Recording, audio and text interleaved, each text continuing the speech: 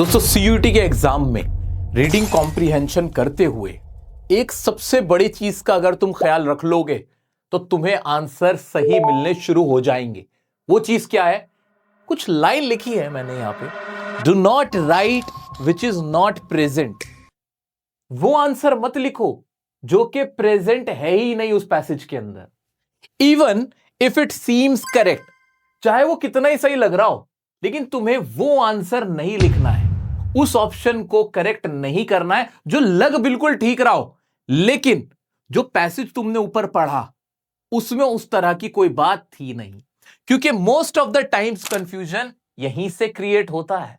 जी हाँ, welcome everyone, तुम्हारा भाई तुम्हारे सामने हाजिर है आज रीडिंग कॉम्प्रिहेंशन को कैसे टैकल करना है, कैसे उसमें सही करेक्ट आंसर ढूंढना है। और डियर सर की ये बात तुम्हारे बड़े काम आने वाली है, तुम्हारे भाई की ये बात तुम्हारे बड़े काम आने वाली है। और देखना फिर तुम्हें पैसेज कंफर्टेबली सॉल्व होने लग जाएगा, तुम्हें आसान लगने लगेगा, इजी लगने लग जाएगा। कुछ और स्टेप्स है जिनका तुम्हें ध्यान रखना है। तुम्हारे सामने ही पीवाईक्यूज के कुछ क्वेश्चंस कराऊंगा, लेकिन यह बात सबसे पहले तुम्हें घोल के पी जानी है कि भाई आंसर सही लग भी रहा है, लेकिन पैसेज में उस तरह की कोई बात थी ही नहीं, तो हमें उस आंसर को टिक नहीं करना। पैसेज में वो बात जरूर होनी चाहिए, उसको हमें टिक करना है। कैसे? अभी करके दिखाता हूं। जल्दी से इस वीडियो को लाइक करके अपना प्यार मुझे दे दो। आओ चलो शुरू करते हैं मेरे दोस्तों। स्टेप नंबर 1, स्किम करना है। पैसेज पूरा पूरा पढ़ने से पहले एक बार ना स्किमिंग करनी है। स्किमिंग का मतलब क्या होता है? मंडराना, ऐसे गो थ्रू कर लेना। ये चीज तुम्हें करनी है, ठीक है। दूसरी चीज, एलिमिनेशन मेथड। सही आंसर पता हो ना हो, जो गलत आंसर है, गलत ऑप्शन है, उन रॉन्ग ऑप्शंस को सबसे पहले उड़ा दो ताकि तुम्हारा आंसर ढूंढना आसान हो जाए। ये चीज कर ली। तीसरी चीज का ख्याल, अंडरस्टैंड द टोन। टोन सबसे इंपॉर्टेंट है कि जो राइटर है, जो पैसेज तुम्हारे सामने है, वो किस चीज के बारे में है। अपना माइंड एकदम क्लियर होना चाहिए। क्या वो एम्प्लॉयमेंट के बारे में है, पॉवर्टी के बारे में है, वो एग्रीकल्चर के बारे में, एआई के बारे में, एजुकेशन, विमेन एम्पावरमेंट, कौन से टॉपिक के बारे में है। अब जो क्वेश्चंस पूछे गए हैं वो लॉजिकली आंसर उनके होने चाहिए। ये नहीं आंख बंद करके बस ऑप्शन में मैं डूब रहा हूं, नहीं। पहले कॉमन सेंस अपना लगाना कि यार इसका आंसर वाकई में क्या होना चाहिए, वो तुम्हें बड़ा हेल्प करेगा।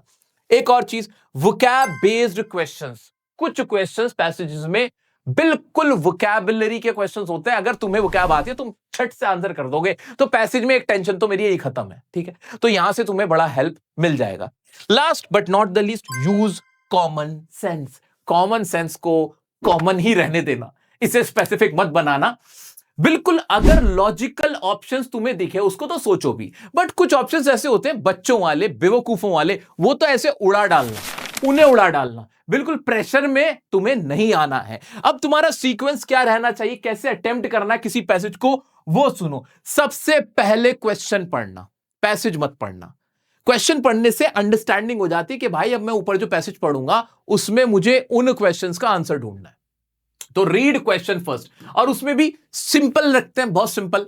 क्वेश्चन नंबर 1 पढ़ा, उसके ऑप्शन पे नजर डाली, ठीक है, और फिर जाके पैसेज ऊपर पढ़ना शुरू कर दिया। क्वेश्चन नंबर 2 पढ़ा, उसके ऑप्शन पे एक नजर मारी, और फिर आंसर जाके शुरू कर दिया। अब ऑप्शन पढ़ते हुए जो मुझे लग रहा है कि ये तो नहीं होना है, उसको वहीं पे हल्का सा माइंड में रख लिया कि हाँ यार ये तो नहीं हो सकता है, ये तो गड़बड़ है, मार्क कर लिया, अपने पास लिख लिया जो भी, कि हाँ ये तो नहीं होने चाहिए, ये तो कॉमन सेंस वाली बात है, अभी करके दिखा दूंगा, करके दिखा दूंगा।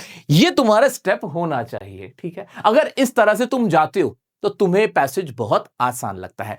Again I repeat my words, passage तुम्हारा खराब इसकी वजह से होता है। ये लाइन नहीं है, ये गोल्डन लाइंस है, golden lines written by your brother. Dear sir, याद रख लेना क्या है वो lines. Do not write which is not present. जो पैसेज में है ही नहीं वो आंसर मत लिखना। कैसे? आओ उसका सबूत देता हूं, उसका सबूत देता हूं, देखो उसका सबूत देता हूं। क्वेश्चन ये रहा हमारा, ये तुम्हारा ही पीवाईक्यू का क्वेश्चन है। मैंने पैसेज नहीं पढ़ा, पैराग्राफ्स नहीं पढ़े, मैं डायरेक्ट क्वेश्चन पे आया। ध्यान से देखो क्वेश्चन क्या लिखा है। The author grew up with the expectation that she would take up dash. Author इस एक्सपेक्टेशन से बड़ी हुई थी, पली बड़ी थी कि वो क्या टेकअप करेगी, क्या चीज सीखेगी, क्या चीज वो प्रोफेशन में एज अ प्रोफेशन लेगी। अब ऑप्शन से editorship of a magazine, translation of literary device pieces, creative writing, the job of A critic.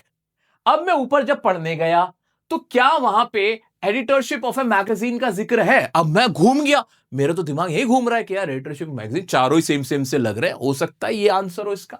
मैं ऊपर गया और मैंने पढ़ने की कोशिश करी। When I was in my late teens, जब मैं लेट टीन्स में थी, अपनी टीनेज में थी आखिरी, and still undecided about which language I should write in, he told me that the language one is born into one's mother tongue can be the only possible medium of creative expression. अब इसमें ये कह रही कि जब मैं छोटी थी मुझे समझाया गया, मुझे समझ में आ गया कि मेरे को किस में लिखना चाहिए। उन्होंने मुझे बताया कि इनके फादर ने उन्हें बताया कि लैंग्वेज जिसमें आप पैदा हुए होते हो, आपकी जो मदर टंग होती है, वो एक पॉसिबल मीडियम होता है क्रिएटिव एक्सप्रेशन का। ये बात आई, ठीक है। यहां पे अभी मैगजीन के एडिटर बनने की बात नहीं है, लिटरेरी जो डिवाइसेस है या लिटरेरी पीसीज आई मीन, उनके ट्रांसलेशन की बात नहीं है। For most of his life my father, अब फादर के बारे में बता रही है, श्रीपत राय हैं, had been a Hindi editor and critic. वो कौन है? हिंदी एडिटर एंड क्रिटिक वो है, ठीक है। Of and on he translated writings into English from Hindi, उन्होंने ट्रांसलेट करी है जितनी भी राइटिंग्स हिंदी से इंग्लिश में, ठीक है, into English from Hindi, Hindi से इंग्लिश में। ही वाज फॉन्ड ऑफ सेइंग, उनको बड़ा शौक था कहने का, that a failed writer becomes a critic, कि एक फेल्ड राइटर क्या बन जाता है? एक क्रिटिक बन जाता है। ये किसके शौक थे? उनके थे। अब वो बचपन से क्या बनना चाहती उसकी बात नहीं हो रही कि उनसे क्या उम्मीद की जा रही थी। He was fond of saying that a failed writer becomes a critic, the weight of his literary expectation came. अब एक्सपेक्टेशन यहां आई, किस चीज का weight? Literary expectation, eventually to rest on me, मेरे ऊपर आया। किस चीज का एक्सपेक्टेशन आया? किस चीज का? राइटर बनने का, ऑफ कोर्स, ठीक है। He seemed happy that I was showing an inclination for writing, कि मैं राइटिंग के लिए अपना झुकाव शो कर रही हूं। वो हैप्पी थे देख के। शी विल गो फार, ये दूर जाएगी। He told my mother after reading the first story that I sent from Melbourne, मेरी पहली स्टोरी देखने के बाद, ठीक है। अब यहां मैं और आगे भी अगर पढ़ूं तो इसमें कहीं पर भी किसी मैगजीन के एडिटर बनने की बात नहीं है। इसमें कहीं पे भी ट्रांसलेशन करवाने के, मैं एक ट्रांसलेटर बन जाऊं, ये वाली बात नहीं है। उसके पापा ट्रांसलेट जरूर करते थे, वो थोड़ी करती थी, वो थोड़ी बनना चाहती थी।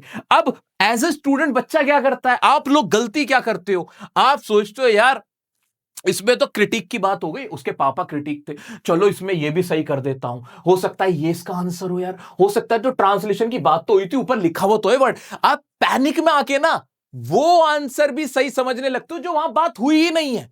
ये वाले ऑप्शंस या एडिटरशिप तो कहीं पे थी ही नहीं।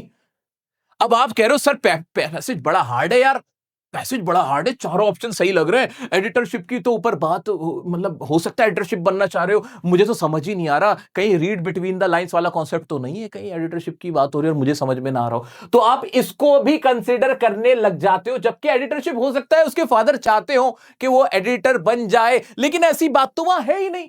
So don't write which is not present there, जो वहां पे है ही नहीं वो सोचो भी मत। वहां बात हुई है राइटिंग की, राइटिंग की बात हुई है मेनली, उसने लिखा था, लिखने के बारे में बात थी, उसके लिखने के बारे में बात थी। तो करेक्ट आंसर क्या होना चाहिए? क्रिएटिव राइटिंग का इसमें करेक्ट आंसर होना चाहिए। क्लियर है? तो ऐसे ऑप्शंस बहुत बार, ये तो मैं सिर्फ आपको एक एग्जांपल बता रहा हूं, अदरवाइज ऐसा होता है कि कोई भी ऐसा क्वेश्चन पूछ लिया जाता है जिसमें हमें लगता है कि ये भी इसका करेक्ट आंसर हो सकता है। हम सोच रहे हैं भाई वो करेक्ट आंसर हो सकता है, बट वो ऊपर भी होना चाहिए उस चीज का जिक्र। यहां पे वो एडिटर भी बन सकती थी, हमें क्या पता उसके फादर क्या चाहते थे, लेकिन वहां नहीं लिखी ये बात, इसका कोई जिक्र नहीं है, तो मैं इसमें कंफ्यूज नहीं होऊंगा। ट्रांसलेशन उससे नहीं करवाना चाहते थे वो, सिर्फ ट्रांसलेशन वर्ड देखने से मैं सोचूं कि यहां लिख दिया गया, नहीं नहीं, जरा भी नहीं। ठीक है, अपना माइंड एकदम क्लियर रखो कि पैराग्राफ में होना चाहिए वो पॉइंट, तो ही मैं नीचे उसको सही कंसिडर करूंगा। अगर पैराग्राफ में ऊपर वो चीज नहीं लिखी हुई है तो मैं उसको करेक्ट आंसर नहीं मानूंगा, कंसिडर भी नहीं करूंगा। दूसरा क्वेश्चन देखो बच्चों वाला, When her father said she will go far, he meant that। अब अगर मैंने पैसेज नीचे पढ़ा भी नहीं, ऊपर जाके इसमें ऑप्शंस दिए गए, उसके फादर ने कहा कि वो दूर जाएगी, दूर जाएगी, और ऑप्शन क्या दिए? She will travel wildly. क्या ट्रेवलिंग की बात हुई थी? मुझे कुछ भी नहीं पता तो कॉमन सेंस तो प्रिवेल करूंगा ना यार, ये ऑप्शन तो नहीं होगा कि वो ट्रेवल करेगी widely. She will achieve great heights in life, she will go too far one of these days, वो बहुत दूर चली जाएगी वन ऑफ दीज डे, इन दिनों में किसी एक दिन, ऐसी थोड़ी बात हुई थी। She will settle in a far of place. अब ये बात बताओ, अब कोई बच्चा अपने दिमाग की बत्ती बुझा के सोच सकता है कि यार वो सेटल हो जाएगी बाहर, शायद लिखा हो, मैंने ढंग से ना पढ़ा, नहीं भाई, ऐसी कोई बात ही नहीं थी। जब बात थी नहीं तो ये ऑप्शन मेरा कैसे करेक्ट हो सकता है? बिल्कुल नहीं। इस बारे में तो जिक्र ही नहीं था ना, मेंशन ही नहीं था उसके सेटल होने का। तो शी विल गो फार का मतलब था कि वो कहीं दूर, उसको कामयाबी मिलेगी, बहुत कामयाबी मिलेगी। She will achieve great heights in life, कि वो दूर तक जाएगी, बहुत लंबा चलेगी, ऐसे करके थी बात। ठीक है, इस तरह से हमें इसका आंसर मिल रहा है। ठीक है, ऐसा नहीं कि मैं करा रहा हूं तो इजी लग रहा है। तुम भी अपनी आंखें कान उस नए पैसेज में खोल के रखना। आगे बढ़ा मैं, आगे मैंने क्वेश्चन देखा मेरा बच्चा, choose a statement which is not true with respect to the passage, जो कि ट्रू नहीं है। अगर ऐसा क्वेश्चन आ जाए ना, हलवा होगा ये ट्रू वाला, ये ट्रू वाला टाइप जो होता है या फॉल्स वाला जो टाइप होता है भाई, मस्ती वाला होता है, मस्ती वाला। क्यों? जो सबसे इलॉजिकल लगे, क्या कहा मैंने, जो सबसे लॉजिकल लगे वो फॉल्स होगा, और जब सबसे लॉजिकल लगे वो ट्रू होगा ऑफ कोर्स। तो इस टाइप में तो सोचो कि बल्ले बल्ले हो गई तुम्हारी। क्या है? The author felt pressurise to write in Hindi because of her father. हाँ जी, अब वो प्रेशराइज फील करती है अपने फादर की वजह से। मैंने ज्यादा पढ़ा नहीं है, ऊपर जाके पढ़ा नहीं, तुमने भी नहीं पढ़ा, ठीक है, अपने फादर की वजह से हो सकता है प्रेशराइज फील करते हो, इसको मैंने ऐसे देखा। ठीक है, she felt obligated to carry on the legacy of Premchand. Premchand की, ये मेरे को समझ में आ रहा है कि पोती नवासी जो है वो है। ठीक है, सो उन्होंने क्या करा कि वो ऑब्लिगेटेड फील करती थी, उन्हें ऐसा लगता था उनकी जिम्मेदारी है कि प्रेमचंद की लेगेसी को आके ले जाए, इसकी वजह से प्रेशराइज फील कर सकती थी। हो सकता है ये भी ठीक हो, हमें तो नॉट ट्रू वाला ढूंढना है। She was in awe of the extensive reach of her grandfather's writing। भाई वो awe में थी, हैरान थी extensive reach देख के अपनी ग्रैंडफादर की राइटिंग की। ये भी ठीक लग रहा है, लेकिन एक सी पॉइंट देखना जरा यार एक बार। Her family was chauvinistic about the English language. उसकी फैमिली बहुत ज्यादा इंग्लिश लैंग्वेज से को लेके शोविनिस्टिक थी, शोविनिज्म था उनके अंदर। अब अगर तुमने, मैं बार बार इस बात को कहता हूं कि तुम्हें आरसी अच्छा करना है तो अपनी वोकैब अच्छी करनी होगी। अगर किसी को शोविनिज्म का मीनिंग ही नहीं पता तो वो तो ये पॉइंट समझ ही नहीं पाएगा यार। इसलिए you have to put your 100% efforts in vocabulary. You have to learn as many vocab as you can. भाई जितना तुम कर सकते हो उतनी वोकैब करो। ठीक है, अब यहां पे क्या करना है, शोविनिज्म के उसके अंदर शोविनिज्म था कि बहुत ज्यादा। शोविनिज्म का मतलब होता है किसी चीज को अति ज्यादा देश प्रेम वाली जो भावना होती है। तो ये वाला पॉइंट तो लॉजिकल है, ऊपर जाके मैं कंफर्म कर लूंगा पढ़ के और मुझे समझ में आ जाएगा नहीं कि हाँ उसको प्रेशर था क्योंकि उसके फादर उससे एक्सपेक्ट करते थे, एक्सपेक्टेशन का प्रेशर था, लेगेसी लेके जानी थी अपने प्रेमचंद जो अपने दादाजी थे उनकी आगे, और उसके ग्रैंडफादर की राइटिंग से लोग बहुत हैरान होते। तो ये सब पॉइंट थे। तो क्या थर्ड इसका आंसर मुझे आराम से मिल गया? हाँ मिल गया सर, मिल गया। कॉमन सेंस अप्लाई किया, सिर्फ कॉमन सेंस अप्लाई किया है। ऐसे आगे बढ़ सकते हो। Premchand became too large for her to understand mainly. ये क्वेश्चन तुम्हारे माइंड को खोल के रख देगा यार, माइंड खुल जाएगा। जरा ध्यान से देखना, प्रेमचंद बहुत बड़े बन गए थे उसको समझने के लिए। मतलब वो प्रेमचंद को समझ नहीं पाती थी, इतने बड़े थे प्रेमचंद उसके दादाजी, मतलब लिटरेचर की दुनिया में। क्यों? रीजन बताए गए। His ability to connect with people from all walks of life. उनकी एबिलिटी लोगों से समझने की, भाई ऑल वॉक्स ऑफ लाइफ की पूरी दुनिया में क्या कहते हैं, पूरी जिंदगी में वो बहुत लोगों से मिलते थे, कनेक्ट कर पाते थे। The fact that she feared him, एक फैक्ट कि उसे उनसे डर लगता था। The kind of love and reverence that he inspired in people, जिस तरह का प्यार और रेवरेंस उनको मिला था लोगों को इंस्पायर करने के बाद। ठीक है, her constant anxiety of failing him, और उसकी कांस्टेंट एंजाइटी होती थी कि वो उनको फेल करने की। ठीक है, ये था। अब मैं इसका आंसर जब देखने जाऊंगा, ऊपर जाके मैं देखूंगा क्या ये फियर वाली बात है कि उसे डर लगता था, क्या ये एग्जिस्ट भी करती है? क्योंकि ये सही हो सकता है उसे अपने दादा से डर लगता हो। अगर ये बात वहां मेंशन है तो मैं इसको सही मान लूंगा कि हाँ भाई बी पॉइंट भी सही है, बी पॉइंट भी सही है। अगर ये वहां मौजूद ही नहीं है ऊपर तो मैं क्यों मारूंगा? इसके लिए मैं ऊपर जाके चेक कर लेता हूं कि क्या लिखा हुआ है ऐसा कुछ। आओ मैं ऊपर गया। My father's pronouncement on the mother tongue stayed with me when I later started writing fiction in Hindi and other. या प्रेमचंद साहब की बात इतनी नहीं हुई, प्रेमचंद साहब की यहां हुई थी तो मैं यहां से शुरू कर रहा हूं। जरा एक बार नजर मारो, देखो बहुत कुछ तुम्हारा माइंड क्लियर हो जाएगा। देखो यहां से बात हुई प्रेमचंद साहब की। It seemed wrong for a granddaughter of Premchand even to be thinking so. Our family had a certain linguistic pride. उनकी फैमिली का सर्टेन लिंग्विस्टिक प्राइड था। आई न्यू दैट, मैं जानती थी Premchand was famous, Premchand famous है, but I had not at that time realise the extent of his popularity. उसे नहीं पता था उनकी पॉपुलैरिटी इतनी है। The fact that I was the grand daughter of Premchand, ये ग्रैंड डॉटर है प्रेमचंद की, फॉलोड मी एवरीवेयर, ये मेरे पीछे हर जगह रहा ये बात। Everyone had a story to tell about their personal engagement with his fiction, shopkeeper, long time cook in my father's Delhi house, tea vendor etcetera, list was long, practically no one who had not read something by him that had moved them. However, it was very ubiquity का मतलब हर, अब ये फिर देखो vocab आनी चाहिए जो हर जगह प्रेजेंट हो। The reverence and love that he inspired in people, ये लाइन तो ऑप्शन में थी, यानी ये तो पक्का होगा, ये तो पक्का है भाई। हाँ, ये इस चीज की वजह से वो बहुत ज्यादा क्या कहते वो हैरान थी कि उनकी लोगों में इतना, लोग इससे प्यार करते थे इतना ज्यादा, ठीक है, वो इसलिए वो प्रेमचंद को नहीं समझ पाती थी, बहुत मुश्किल था उन्हें समझना, उनकी पॉपुलैरिटी को समझना। एक तो हो गया something too large for me to comprehend in the early level, it also led to this strangely that without having read him and just by being related to him I had somehow inhaled his writing, the reading happened much later. ठीक है, इसमें कहीं पे भी क्या fear वाली बात है कि वो डरती थी, उसे डर लगता था? फियर वाली बात है कि उसे अपने दादाजी से डर लगता था? नहीं है, फियर वाली बात तो है ही नहीं यहां पे। हाँ, ये वाली बात जरूर है कि हर कोई उनको समझता था, तो उनको हर कोई अंडरस्टैंड करता था, प्रेमचंद से कनेक्ट करता था, शॉपकीपर से लेके लॉन्ग टाइम कुक तक, फादर्स के डेली हाउस में टी वेंडर तक, सब लोग उनसे क्या करते थे, पर्सनल एंगेजमेंट थी। हाँ, ये वाली लाइन तो लिखी हुई है। लोग उनसे रेवरेंस रखते थे, रेवरेंस थी, हाँ ये वाली लाइन भी है, लेकिन डर वाली लाइन तो कहीं पे भी नहीं है। और ऐसा भी नहीं है कि वो उनकी उम्मीदों पे खरी नहीं उतर पाएगी, वो जो चौथा पॉइंट है वो भी नहीं है। आओ अब नीचे जाके देखते हैं। मैं नीचे गया, क्वेश्चन पे आया, यहां पे देखना जरा, यहां पे देखना, हिज एबिलिटी टू कनेक्ट, ये बिल्कुल सही है।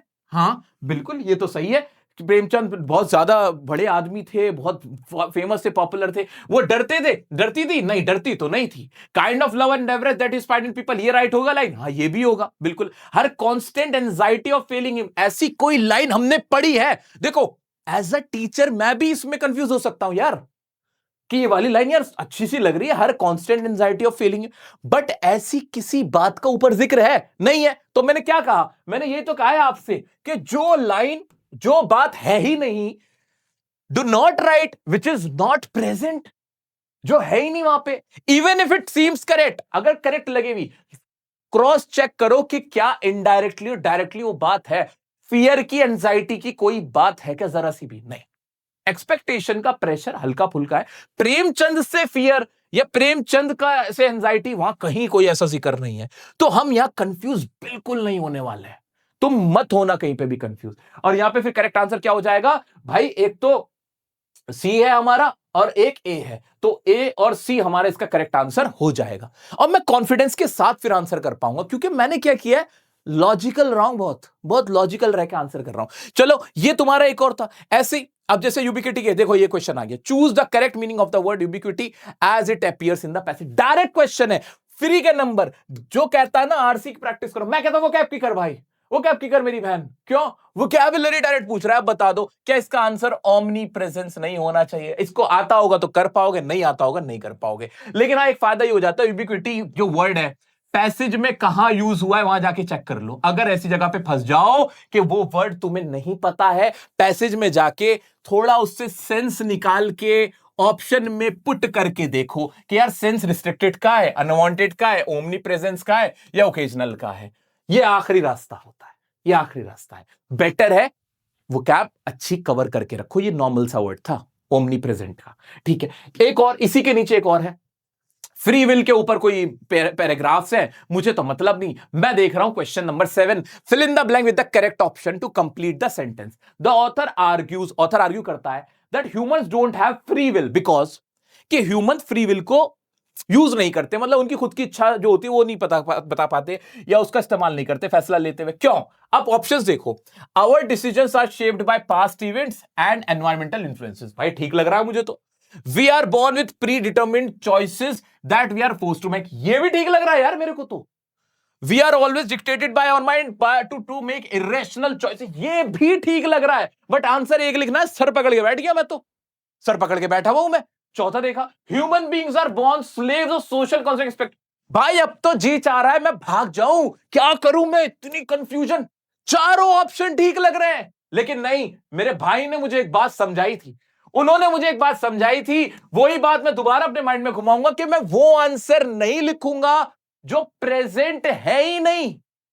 जो वहां पे प्रेजेंट है ही नहीं पैराग्राफ में, पैसेज में। मैं चाहे वो कितने ही सही लग रहे हो, मैं तो वो ऑप्शन देखूंगा जिसका जिक्र, जिसको मेंशन उस पैराग्राफ में ऊपर किया गया हो, या वहां वो लाइन उसके बारे में लिखी हो, वो देखूंगा। चाहे कोई कितना ही सही लगे, चारों सही लग रहे हैं, बट मुझे उन चारों में वो ऑप्शन देखना है जो पैसेज में दे रखा हो। इनमें से पैसेज में क्या रीजन बताया गया है फ्री विल का? फ्री विल के 10 रीजन हो सकते हैं कि हमारे अंदर फ्री विल नहीं है, लेकिन पैसेज में कौन से 10 रीजन बता रखे हैं? 10 थोड़ी देखने हैं मुझे, उन 10 में से कौन सा रीजन था। मैं ऊपर गया, पहली लाइन पढ़नी शुरू करी, मेरा पैसेज नहीं है, पीवाईक्यू का, सीयूटी का ये पेपर है, आ जाओ।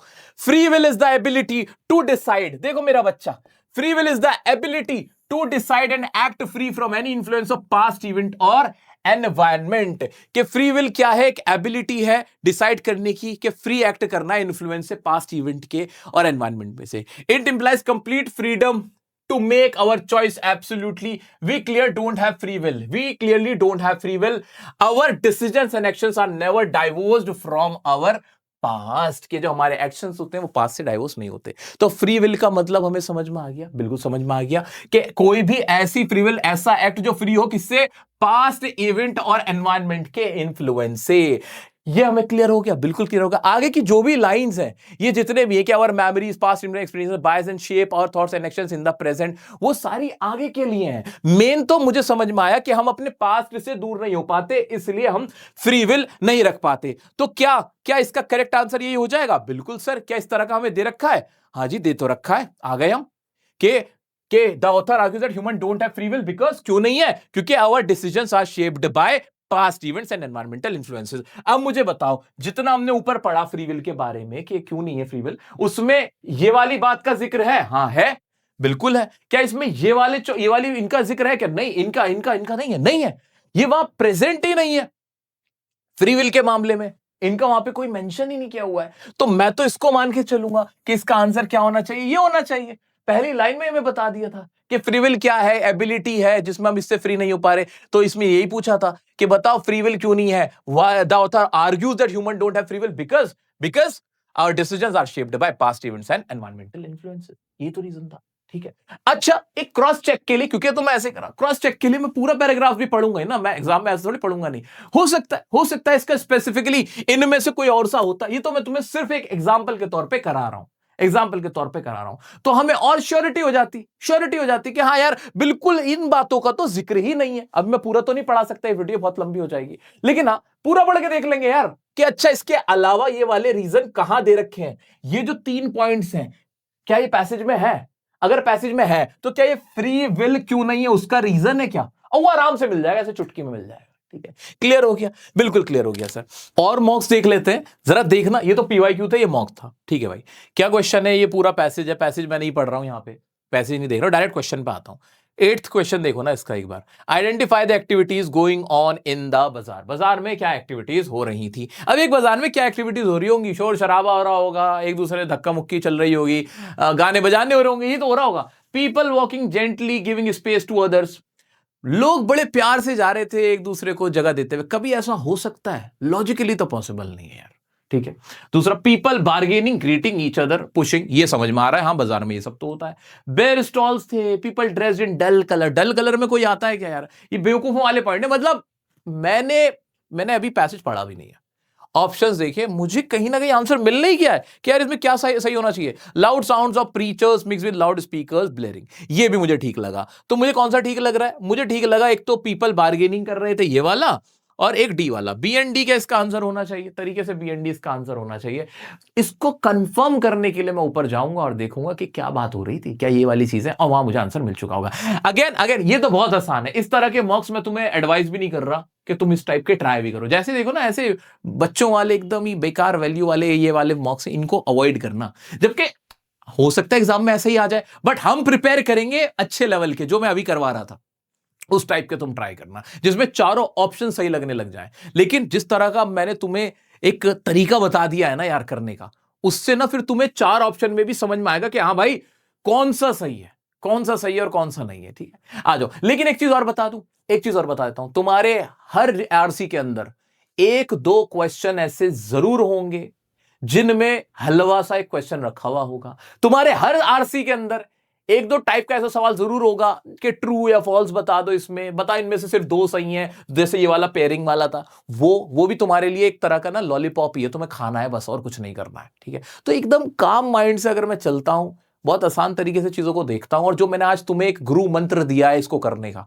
वो अगर माइंड में रखते हुए अगर मैं चलता हूं, क्योंकि वही तो फंसा रहा है वो एनटीए जो तुम्हारा पेपर सेटर है, उसने यही तो फंसाया तुम्हें कि तुम्हें एक ऐसा ऑप्शन दे दिया जो ऑप्शन लग सही रहा है बट है नहीं, जो वहां मौजूद ही नहीं है, अब वहां तुम्हें फंसाना चाहता है, ठीक है। वो काम तुम्हें नहीं करना है, ठीक है। ऐसे नेक्स्ट क्वेश्चन देखना जरा इसका, Raju is afraid of being spotted by the policeman because. अब मैंने तुम्हारा जो सेंस ऑफ ह्यूमर है, सेंस ऑफ ह्यूमर कह रहा हूं, तुम्हारा कॉमन सेंस है, वो इतना अच्छा कर दिया कि तुमने ऐसे ऐसे पिक कर लोगे।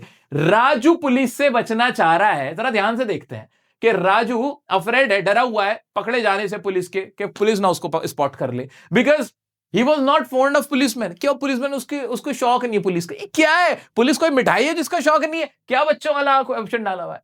ही wanted to win the game, वो कोई गेम जीतना। अरे राजू जरूर कोई चोर होगा तभी पुलिस से बचना चाह रहा होगा। He didn't want to be caught before the kill, कि वो किल से पहले क्या कहते हैं पकड़ा जाना नहीं चाहता था। He didn't want to be out of the beginning of the game. So confirm करने के लिए मैं ऊपर जाके इस चीज को और कंफर्म कर लूंगा, बट हाँ मुझे ये पता है ये वाले ऑप्शन तो बेवकूफों वाले ऑप्शन है, ठीक है। ऐसे ही what do you think is Raju's profession? Raju का प्रोफेशन क्या है? तुम्हें क्या लगता है भाई? पुलिस से बच रहा है? क्या मेरे को टोन समझ में आ रही है कि यार पुलिस से बचा है, राजू एक चोर की कहानी होगी? तो राजू क्या है? राजू एक गैम्बलर है। आर्टिस्ट तो नहीं हो सकता भाई, कुछ भी होगा, आर्टिस्ट तो नहीं होना चाहिए। पिक पॉकेटर लग रहा है मुझे, आइडलर ऐसे ही बेकार आदमी है, या गैम्बलर और पिक पॉकेटर मुझे ज्यादा समझ में आ रहा है। ऊपर जाके मुझे इसका करेक्ट आंसर मिला हुआ होगा। मैं तो मान के चल रहा हूं कि इस लेवल का क्वेश्चन भी तुम इसको तो मानना ही मत, टफ करना, टफ पेपर करना, पीवाईक्यूज उठाओ, मॉक्स भी वो लो जो मुश्किल लग रहे हो, किसी भी एग्जाम के उठा लो। तुम्हें क्या करना है? तुम्हें तो अपना लेवल ऊपर रखना है। अब मुझे लगता है जो स्ट्रेटेजी अभी हमने लगाई है यार, ये सारे जो क्वेश्चंस हमने किए हैं, ये बहुत बढ़िया स्ट्रैटेजी है, बेस्ट स्ट्रैटेजी है तुम्हारे मॉक्स को अटेम्प्ट करने के लिए, आरसी को अटेम्प्ट करने के लिए, इनफैक्ट आरसी को करने के लिए, रीडिंग कॉम्प्रिहेंशन। और उसमें जो वोकैब वाले क्वेश्चन है जो बहुत सारे पूछ लेता है, वोकैब वाले क्वेश्चन, एनालॉजी वाले क्वेश्चन, ये एनालॉजी वगैरह ये सब क्या है? ये सब वोकैब ही तो है, और क्या है ये? और सब है ही क्या ये? ठीक है, तो फिल इन द ब्लैंक्स वाला आ जाए, चाहे फिल इन द ब्लैंक आ जाए, या फिर तुम्हारा ट्रू फॉल्स वाले आ जाए, ये तो बल्ले बल्ले हो जाएगी तुम्हारी, बल्ले बल्ले हो जाएगी। तो रीडिंग कॉम्प्रिहेंशन बहुत बढ़िया टॉपिक है नंबर स्कोर करने का, तुम इजीली स्कोर कर सकते हो। बस जो आज मैंने तुम्हें बातें बताई हैं उसको बढ़िया करते हुए चलो। वोकैब एकदम बढ़िया करके चलना है, जितनी लर्न कर सकते हो उतनी करनी है। भूलना मत, 7 तारीख को, 8 तारीख को, 9 तारीख को, 10 तारीख को रोजाना लाइव होंगे, जिसमें 3 लाइव तो मैंने वोकैब के बोले हैं। वोकैब करेंगे 4-4 घंटे, बढ़िया वाली वोकैब। और जो आज वोकैब में करा रहा हूं ना, अभी जो मैंने तुम्हें करवाई हो गया, वो ऑलरेडी मैं तुम्हें पढ़ा चुका हूं, ये सारी कर रखी है हमने, ठीक है। और नई वोकैब भी करके जाएंगे। वोकैब तुम्हारे रीड की हड्डी का काम करेंगे तुम्हारी सीयूटी के एग्जाम में, ठीक है मेरा बच्चा। कहीं भी दिक्कत आ रही, कुछ भी मुझे बताना, मैं तुम्हें ये मॉक्स वगैरह प्रैक्टिस के लिए मैं तुम्हें दे देता हूं, आरसी के जो तुम्हारे पास अवेलेबल हो, पीवाईक्यूज हो, गूगल में मिल जाते हैं, उसमें ये बताई मेरी स्ट्रेटेजी अप्लाई करना, एंड देन नोटिस करना कि अब तुम्हें आंसर मिलने लगे, अब तुम बेटर परफॉर्म कर रहे हो, मॉक्स में ज्यादा नंबर लाने लग रहे हो, ठीक है। वीडियो पसंद आई हो और मेरी ट्रिक्स अच्छी लगी हो तो लाइक किए बिना मत जाना, कमेंट में बताना कैसा लग रहा है, क्या फील हो रहा है, कहां फंस रहे हो, कहां नहीं, सब कुछ मुझे जरूर बताना। और कोई भी दिक्कत आती है इंस्टाग्राम पे कनेक्टेड रहना मेरे से, ठीक है। कुछ भी इंटीमेट करना हो, कुछ भी हो तो वहां पे जरूर रहना मेरे साथ। और मिलते हैं दोस्तों नेक्स्ट वीडियो में। इंस्टाग्राम पे एक एक्सक्लूसिव कंटेंट का एक चैनल मैंने बना रखा है, जहां कुछ ऐसे जल्दी से कुछ नोटिफिकेशन देनी होती है, मैं वहां डाल देता हूं, ग्रुप बना रखा है, तो वो एक चैनल बना हुआ है, वो जरूर ज्वाइन कर लेना, ठीक है। कि कुछ नोट्स हैं या कुछ एकदम से मैं वहां पे लिंक दे दूं उसका, ठीक है। तो मिलते हैं नेक्स्ट वीडियो में नेक्स्ट टॉपिक के साथ, तब तक के लिए बने रहें डियर सर के साथ। I love you all.